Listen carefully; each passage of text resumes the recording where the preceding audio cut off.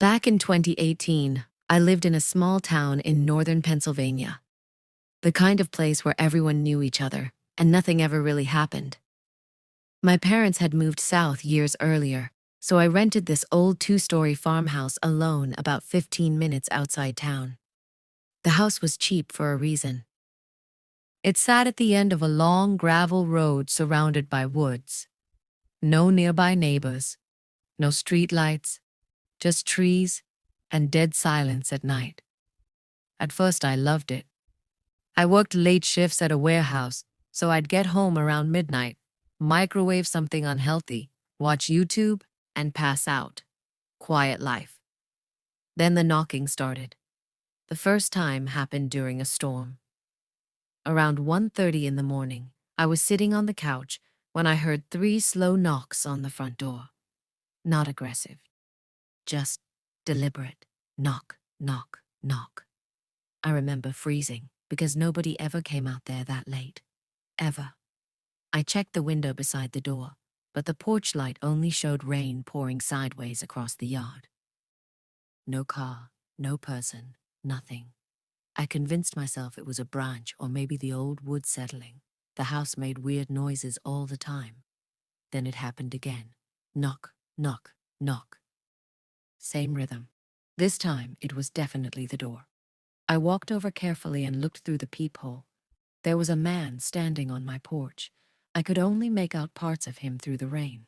Tall, thin, wearing what looked like a dark jacket with the hood up. He wasn't moving. I cracked the door just enough to keep the chain latched. "Can I help you?" The guy didn't answer right away. Then, in this calm voice, he asked, "Can I use your phone?" Something about the way he said it immediately made my stomach tighten. No panic, no urgency, just flat. I told him my cell service barely worked out there and asked if his car broke down. He didn't answer that either. Instead, he slowly turned his head toward the woods beside my house, then back to me. I think someone followed me. At that point, every horror movie instinct in my brain kicked in. I told him I'd call the police for him. The guy stared at me for a few seconds that felt way too long. Then he smiled. Not a normal smile either. It was small and forced, like he remembered he was supposed to smile. "No," he said quietly. "That's okay." And then he walked off my porch, into the darkness beside the house. Not toward the road, toward the woods. I locked the door immediately and called the cops anyway. A deputy came out about 30 minutes later and searched around with a flashlight, but found nothing except footprints leading into the trees before disappearing in the mud. The deputy told me it was probably some drunk guy messing around. Still, he advised me to keep my doors locked. For the next week, nothing happened. Then one night I got home from work and found muddy footprints on my back porch. Bare footprints. I lived alone. At first I thought maybe they were animal tracks distorted by rain, but they were too human-shaped. Long toes, narrow heel, and they stopped right at the back door, like someone had stood there for a while. I checked the house with a baseball bat, convinced someone had broken in, but everything looked normal. Until I got upstairs. My bedroom window was open. I know I hadn't left it open because it was November and freezing outside. That's when I started feeling genuinely unsafe. I bought extra locks the next day, and one of those cheap Wi-Fi cameras for the front porch. For a while, that made me feel better. Then came the recording. It was around 3 a.m. when the motion alert woke me up. I checked the app half asleep expecting raccoons or deer. Instead, I saw someone standing directly in front of the camera. The same tall man. The hood covered most of his face, but I could clearly see his mouth. He was smiling again, just standing there completely still, watching the house. The timestamp showed he'd been there for almost 11 minutes. I sat frozen in bed staring at the screen while my heart hammered so hard I could hear it in my ears. Then the man leaned closer to the camera and whispered something. The cheap mic barely picked it up, but I replayed it over and over. until I finally understood. "I know you're awake." I called the police immediately. This time, they actually took it seriously after seeing the footage. 2 officers searched the property while I waited inside with every light on. About 20 minutes later, one of them knocked on my bedroom window from outside, nearly giving me a heart attack. They'd found fresh footprints leading around the back of the house. The officer asked if I'd been outside earlier. I said no. Then he asked me a question I still think about all the time. "Are you sure nobody else has a key to this place?" I asked why. The officer hesitated before answering. "Because the back door was unlocked. I know for a fact I locked it." After that night, I stayed with a friend in town for a few days. When I finally came back to the house, everything seemed normal again.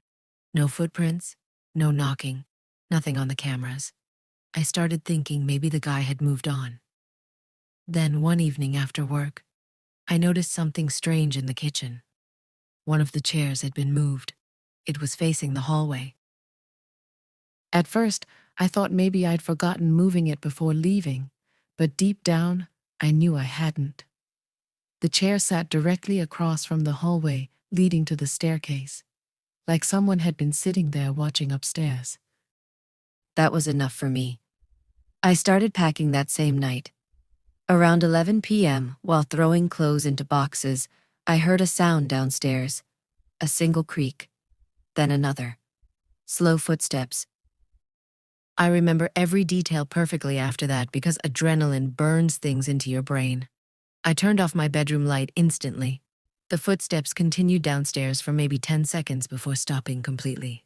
Silence. Then I heard something even worse. The sound of someone breathing.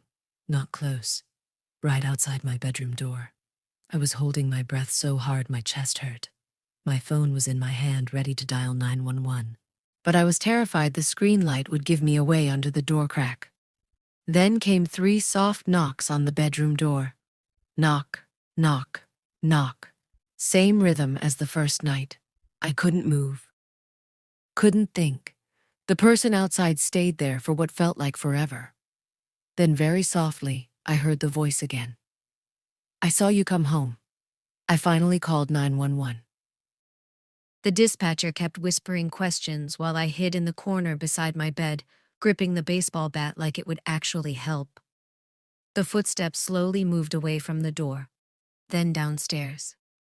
Then silence again. The police arrived within maybe 12 minutes, but it felt like hours.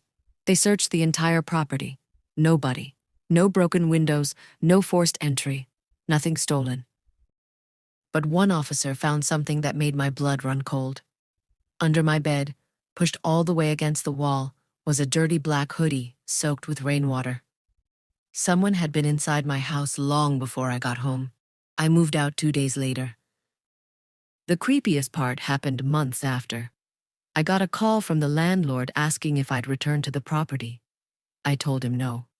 Apparently, the new tenant had complained about knocking at night. 3 slow knocks. Always around 1:30 a.m. And one night, the tenant claimed he looked outside and saw a tall man standing near the tree line watching the house.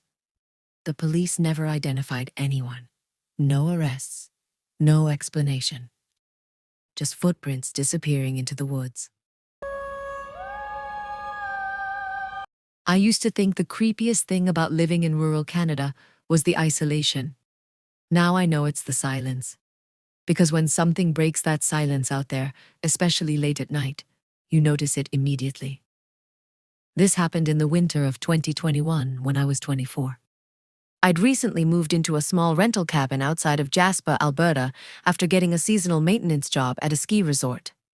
The place was cheap because it sat almost 40 minutes outside town, deep off Highway 16 near a wooded service road hardly anybody used during winter.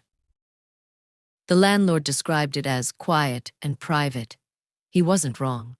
The nearest visible neighbor was over a kilometer away through thick forest. During heavy snowfall, the road almost disappeared entirely. At night, there were no lights outside except the weak yellow bulb above my porch and whatever moonlight reflected off the snow. Most nights after work, I'd come home exhausted, make coffee, throw something on TV, and fall asleep to the sound of wind hitting the cabin walls. At first, I loved it. Then the visitor started showing up. The first time I saw him was around midnight during a snowstorm. I'd been gaming in the living room when my Wi-Fi suddenly cut out. I remember getting annoyed because storms out there constantly messed with the connection. I got up to reset the router when I happened to glance outside through the front window. There was someone standing beside my truck. At first, I thought it was a cop because the figure wore a dark winter jacket with reflective strips across the chest. But then I realized he wasn't moving. He just stood there facing my truck with his back toward the cabin. Snow blew around him violently, yet he stayed completely still. I remember feeling confused, more than scared initially. Maybe someone's car had broken down nearby. I opened the front door slightly and yelled over the wind, "Hey, you okay?" The man slowly turned toward me. Even from the porch light, I couldn't make out his face clearly because of the snow and the hood covering most of it. But I remember one thing perfectly. He was smiling. Not a friendly smile either. It looked wrong, wide and stiff. I asked again if he needed help. Instead of answering, he asked, "How long have you lived here?" Something about the question immediately made my stomach tighten. I told him only a couple months. The guy nodded slowly like that answer mattered. Then he pointed toward the woods behind my cabin. "You hear things at night yet?" I honestly thought he was messing with me. I laughed awkwardly and asked if his car broke down somewhere. He ignored the question completely. "You shouldn't stay here too long," he said. Then he turned and walked away into the storm. Not toward the road, straight into the trees. I stood there for maybe 10 seconds, trying to process what had just happened before locking the door again. I barely slept that night. The next morning, I checked outside expecting footprints everywhere in the fresh snow. There weren't any. Not around my truck, not near the porch. Nothing. That bothered me more than if I'd found them. Over the next couple weeks, weird things started happening around the cabin. Small things at first. I'd come home and notice the gate hanging open, even though I always latched it shut. Once my snow shovel disappeared entirely and turned up leaning against the back wall of the cabin 2 days later. Then one morning, I found footprints circling the cabin. Not animal tracks, boot prints, dozens of them, like someone had walked around the place over and over during the night. I called my landlord and asked if anybody else had access to the property. He said no, then casually mentioned the previous tenant moved out suddenly after having some mental health issues. That didn't exactly help me relax. A few nights later, I woke up around 2:15 a.m. because my dog, Moose, was growling near the front door. Moose was a massive Bernese mountain dog and usually the calmest animal on earth. I'd never heard him growl like that before. Low. Aggressive. I got out of bed and immediately noticed something else. The porch light was off. I always left it on at night. I grabbed my phone and looked outside through the living room curtains. At first, I didn't see anyone. Then Moose started barking, and I noticed a shape standing at the edge of the trees, the same man, completely motionless, watching the cabin. My heart started hammering instantly. The distance made it impossible to see his face properly, but I could tell he was staring directly at the house. I don't know why, but instead of calling the police immediately, I flicked the outdoor light switch a few times, hoping it would scare him off. The man slowly raised one arm and waved. Then he disappeared back into the woods. The RCMP actually came out that night after I reported it, but they found nothing besides old footprints half filled with snow. One officer told me it was probably some transient wandering through the area. Still, they advised me to keep my doors locked. After that, things escalated fast. 3 nights later, my power went out completely around midnight. Not unusual during winter storms, except there wasn't any storm that night. Everything just died instantly.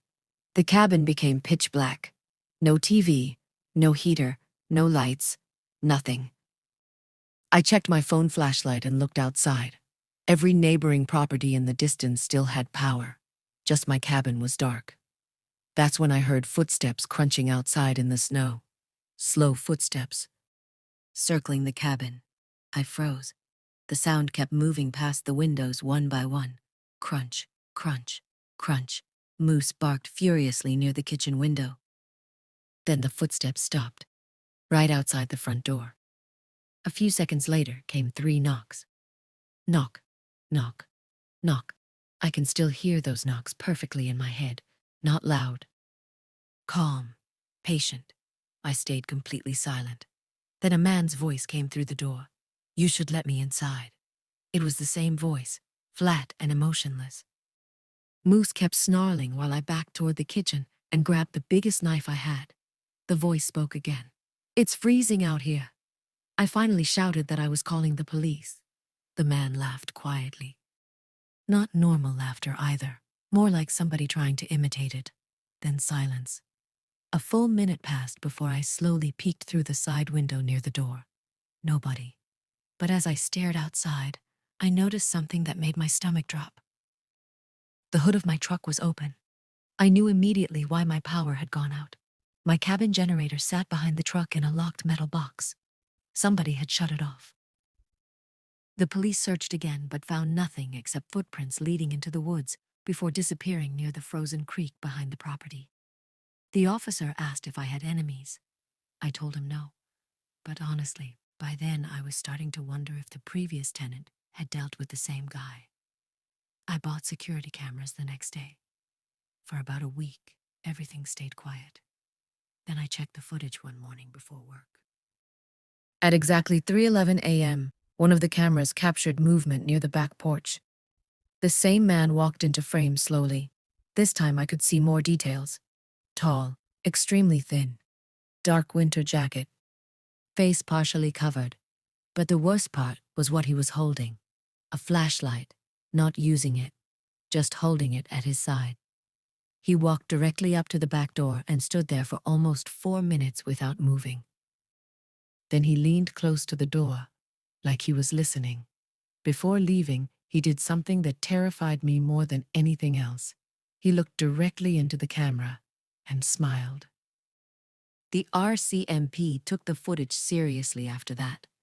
They increased patrols around the area, but deep down I knew it wouldn't matter. Whoever this guy was, he knew those woods better than anyone. The final night happened in February during one of the worst snowstorms of the year. I'd decided I was leaving the next morning permanently. I packed most of my stuff and stayed awake all night with Moose beside me. Around 1:40 a.m., the motion alarm on my phone suddenly activated. Front porch camera. I opened the app. The porch was empty. Then another alert appeared. Back porch camera. Also empty.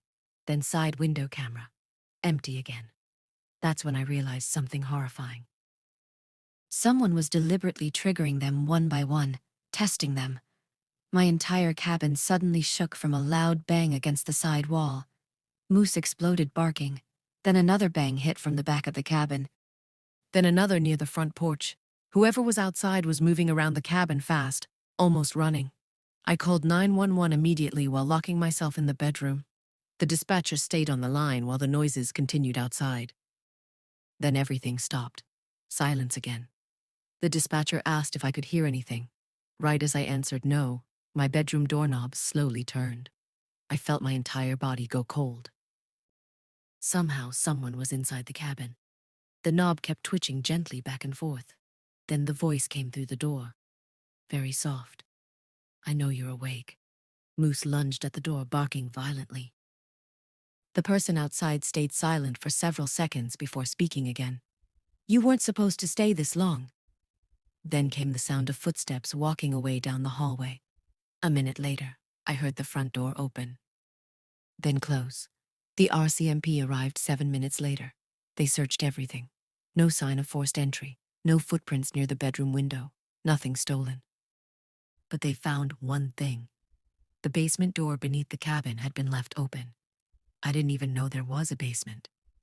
One officer went down with a flashlight while I waited upstairs shaking beside Moose. When he came back up, His expression looked genuinely disturbed. Inside the basement, they found old food wrappers, blankets, empty water bottles, and cigarette butts that were still warm. Someone had been living underneath my cabin, possibly for weeks, maybe longer. I moved out the next morning before sunrise. Months later, I spoke to my old landlord again. I asked what happened to the previous tenant. He got quiet for a second before answering. Apparently, the tenant kept insisting someone was living beneath the cabin and entering the house at night. Nobody believed him. Eventually, he broke the lease and disappeared. The cabin still sits empty now. At least last time I checked. And honestly, if you offered me free rent to spend one more night there, I wouldn't do it. This happened to me in the Philippines back in 2019, and even now I still check my doors twice before sleeping. I've told this story online before, but people usually think I'm exaggerating because of how insane the ending sounds. I wish I was. At the time, I was working night shifts for a small call center in Cebu City.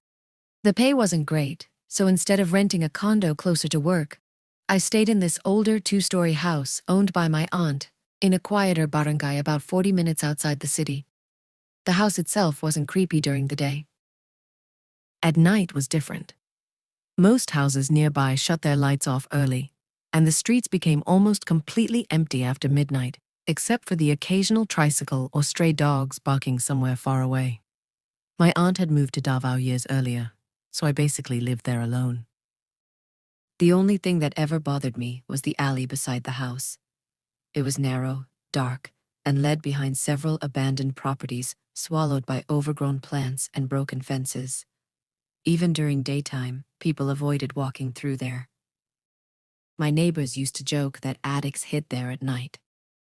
One Friday in August, I got home around 2 a.m. after overtime. The road outside was completely empty except for one parked motorcycle near the alley. I remember noticing it because the engine was still ticking like it had recently been shut off. As I unlocked the gate, I heard movement behind me. A man stepped out from the alley.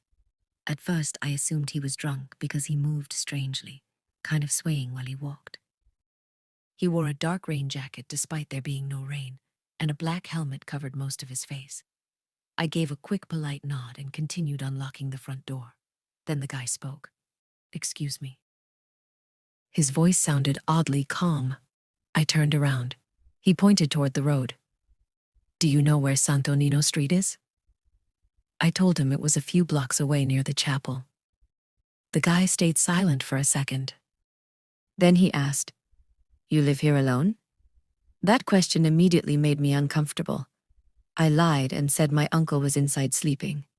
The man slowly nodded.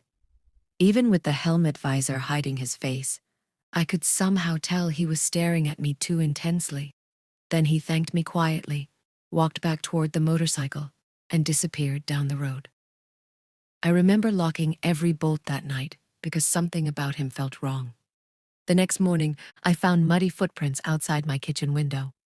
Not unusual during rainy season, except the prints came from the alley side of the property where nobody should have been walking. I ignored it. Then, 2 nights later, I got home and found the gate slightly open.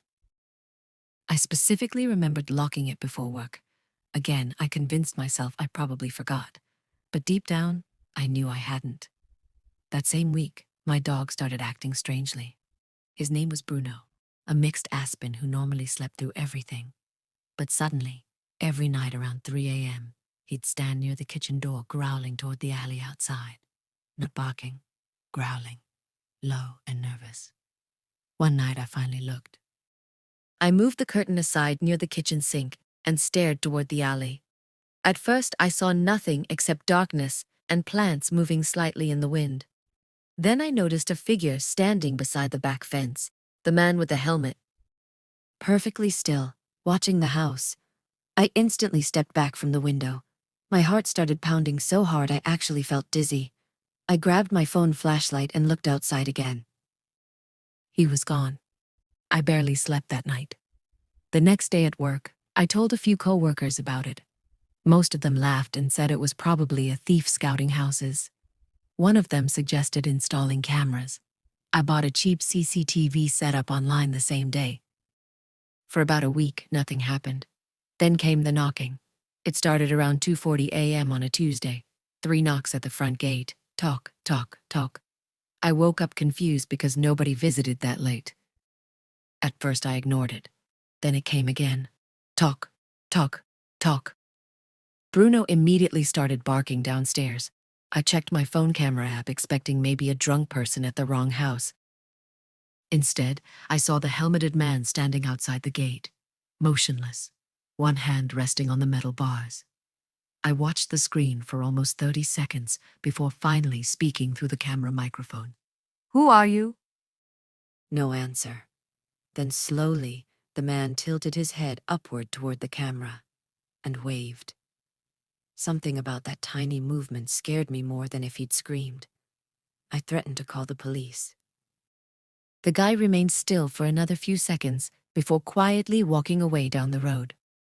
The police came the next morning and reviewed the footage, but because the helmet covered his face, there wasn't much they could do. They told me to stay alert. That night, I barely slept. Around 1 a.m., the power suddenly went out across the entire house. Only my house. The neighboring homes still had lights. I looked outside and immediately noticed my electrical meter box hanging open beside the gate. Someone had shut the power off manually. Bruno started barking hysterically near the kitchen again. Then I heard footsteps in the alley. Slow footsteps dragging through puddles. I called the police immediately while checking the CCTV app on my phone. The cameras were dead because of the power outage. That realization made my stomach drop. Whoever shut off the electricity knew exactly where the cameras connected. I locked myself upstairs with Bruno while waiting for police. About 10 minutes later, I heard something downstairs. The kitchen door handle rattling. Slowly, then harder. I could hear Bruno snarling beside me. The rattling stopped. A few seconds later came 3 soft knocks on the kitchen door. Talk, talk, talk. Then silence. I honestly thought the guy would break in right there. Instead, I heard footsteps moving away through the alley again. The police searched the area but found nothing. The next morning, they discovered fresh scratch marks around the kitchen lock. Someone had definitely tried getting inside. After that, my aunt begged me to stay somewhere else temporarily, but I was stubborn and didn't want to leave the house unattended. That decision almost got me killed. A week later, I came home sick from work around midnight. I took medicine and passed out quickly in my bedroom upstairs. Around maybe 3 a.m., Bruno's barking woke me suddenly, except this time he wasn't downstairs. He was right outside my bedroom door, barking toward the staircase. Then I heard footsteps downstairs, actual footsteps, inside the house. At first, I thought maybe I was still dreaming. Then came the sound of a chair scraping against the floor in the dining room below. I grabbed my phone immediately. No signal, which made no sense because signal there was usually decent at night. Bruno kept barking violently. Then everything downstairs went quiet. I slowly opened my bedroom door. The upstairs hallway was dark except for faint light coming from below. I remember the smell first. Mud. Wet clothes. Like someone had come inside during heavy rain. Then I noticed something horrifying. The front door downstairs was wide open. I knew I locked it before sleeping. As I stared down toward the living room, I heard breathing. Not mine. Someone else's. Close. Too close. Then a voice from downstairs said quietly, "You shouldn't look at people through windows."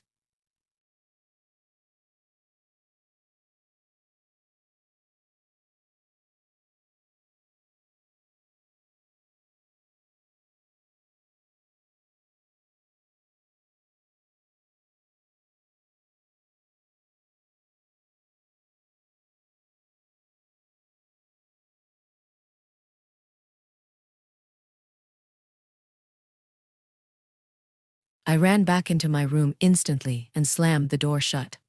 The footsteps downstairs started moving, slowly climbing the stairs, one step at a time. Bruno lunged at the door, growling so aggressively I'd never seen him like that before. The footsteps stopped right outside my room, then came scratching. Not on the door, on the wall beside it. Slow scraping sounds, like someone dragging their fingernails slowly across the concrete. I called the police again while crying honestly, because I thought whoever was outside was about to come in. The dispatcher told me officers were already nearby. Then the scratching stopped. Complete silence. A full minute passed before the voice spoke again. Soft, calm. I saw you before you saw me. Then footsteps walked back downstairs. A few seconds later, I heard the front door close. The police arrived less than 5 minutes later. They searched the entire house and alley thoroughly. Nobody. But they found something terrifying near the staircase wall outside my bedroom. Written in mud using fingers were the words, "Stop watching me." I nearly moved out that same night. But the worst part came later. The police eventually checked nearby CCTV from surrounding streets. They discovered the motorcycle parked near my house multiple nights over several weeks. Always around the same time. Always with the same rider. But here's the part that still scares me. On some nights, the motorcycle arrived before I even got home from work, meaning the guy had been waiting there for hours watching the house. The police never identified him. No plate number either, because it was covered every time. A month later, another man from a nearby barangay reported someone wearing a helmet standing outside his house late at night asking strange questions. Same behavior, same calm voice. I moved out of my aunt's house shortly after. But even now, years later, I still hate seeing motorcycles parked outside my apartment too long at night, especially if the rider keeps the helmet on.